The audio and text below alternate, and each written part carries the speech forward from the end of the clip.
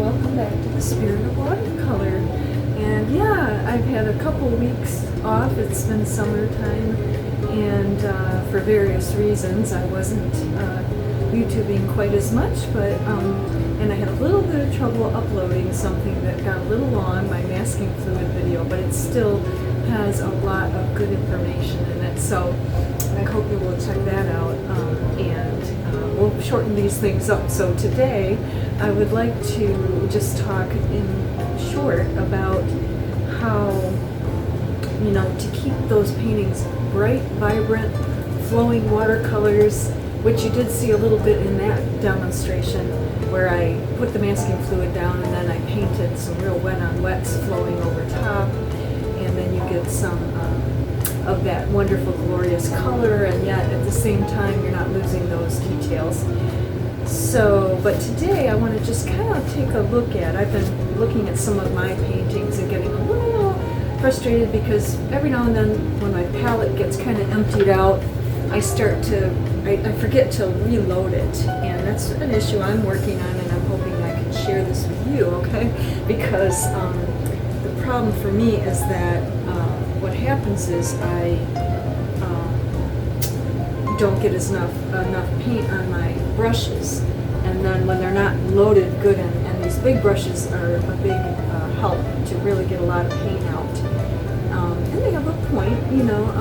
I do have a smaller pointed round, which I use a lot, but it's still pretty big. It's a number 10, I believe. And anyway, I was looking at this painting, which I actually liked a lot, and it's about roses, and there's some roses there. But it was getting really dark and dull, and it was kind of not vibrant colors at all. So I started to redo it, and I was thinking, what is different about the second time I did it? And why is it starting to look so much better? There's a few reasons, okay? And these are things I'd like you to take note of with me. And again, first of all, getting our palette good and loaded will make a difference so they don't come out faint and lighter. So it's the same pink and whatnot, right? But the paints are flowing more, and there's more variation in how much paint I put on the brush. Sometimes it's stronger and sometimes it's softer, but it's still flowing and fresh, not overworked and overpainted to get that color on there. The paper, though, is a big part of the difference I found. Okay, this is like a more student grade paper. They're both 140 pound. They're both cold pressed paper, but when I'm using an Arches paper versus, say, a Cotman or Artist Loft paper, which is, it's a good student grade for sketching, but okay, this becomes more of a sketch, okay, because the paper's just not giving me the quality look that I want, and the paint just applies differently. You see these nice strong flowing colors, and they set in nice and they stay vibrant, okay? Not sure exactly what the difference is, but I guess, you know, it's a higher cotton quality paper, and it absorbs differently, and maybe there's a different kind of sizing on it, because they do size the paper when they're processing it, so you're going to get a little different look going on. Okay, so that's a couple important tips.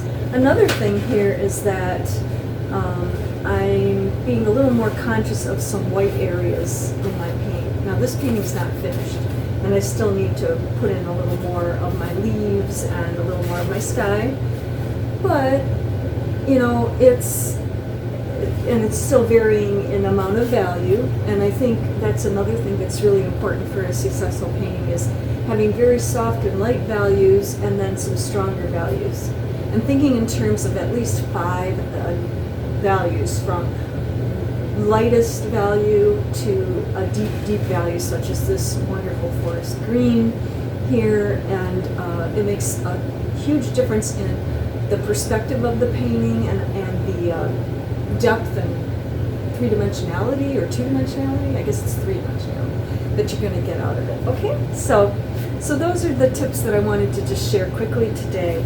I'm looking at a lot of my other paintings, and they're nice and fresh, but they're still really, really soft. So I'm either A, going to you know, have to re-glaze the paints in to get the vibrancy and try not to lose the fresh, loose luminosity or, freshness flowing of the paints.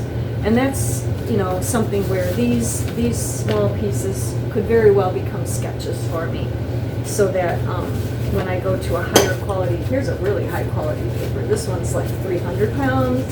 These are wonderful. And the paints apply really nice. Again, these are unfinished pieces, but I just wanted to show you how that paint just really flows and looks really strong and in value and very luminous and beautiful, gorgeous colors, right? And then, you know, I will go in and work on the flowers after, you know, that dries. But I don't feel like I have to go back in and start painting more and overworking until they start to lose their freshness and their gorgeous, luminous transparency. That transparency kind of fades out and it starts to become flat, and you don't have that seeing. The transparency is like the white of the paper that you see through, that really creates that gorgeous watercolor thing that watercolor does. Okay, so, and watercolors are this beautiful flowing, like nature, natural medium. And so actually, you know, that's what we're really trying, or at least many of us are striving for. Some people are more into the realism of painting, even with watercolor, more like oils or other mediums. But for me and for a lot of other people, we really like that luminous thing that watercolor does. So I'm going through my other old sketches that are rather dull, and I'm going to beef up my papers. That's my next goal. And order a few nice papers like I used to only use. And I think over the pandemic I've kind of gotten a little away from that, and was trying to conserve costs. I wasn't working quite as much, and now I'm kind of thinking, okay, you know, it's time to, you know, treat myself as quality. And that's the other thing, where watercolor is kind of like us. We have to think well enough of ourselves, have that self-esteem, you know, that self-respect, that we're good enough. We're good enough to buy good paint. It doesn't mean you have to spend tons. You mean three colors and you can make all the colors of the rainbow, right? And yet, you know, if you buy a good quality, now, you know, if you started with me and we talked about student grade paints, you can get a good Cotman or a Grumbacher. You can get, you know, decent papers. I guess I want to say probably the best thing you can do is start with really good paper. If you can afford it, you know, get at least an Arches. If that's kind of high, you know, Strathmore actually works really well too. There's different qualities of Strathmore papers. You'll see by the different colors. The brown wasn't good quality. This red one, I'm not sure what number. They're numbered like 3, 4, 2. You know, there's a different. But even this one, you know, I'm pretty pleased with this little, you know, small piece. It's nice and fresh, and I've kept it loose. It isn't quite as vibrant as those more expensive papers, but I am keeping the luminosity in the colors, and I'm getting some really nice flow there. So, you know, I'm pretty pleased with it. So, you know, Strathmore, Arches, if you want to move up into more expensive ones, feel free to do so. But, you know, there are really good qualities that are pretty affordable, and you will be much more happy with your paintings. So I just wanted to share those tips and tricks for you today, and I will not go on and on, but just if you like this video, please click on the like and subscribe, because, you know, I want us to together keep our quality up and keep ourselves motivated and excited.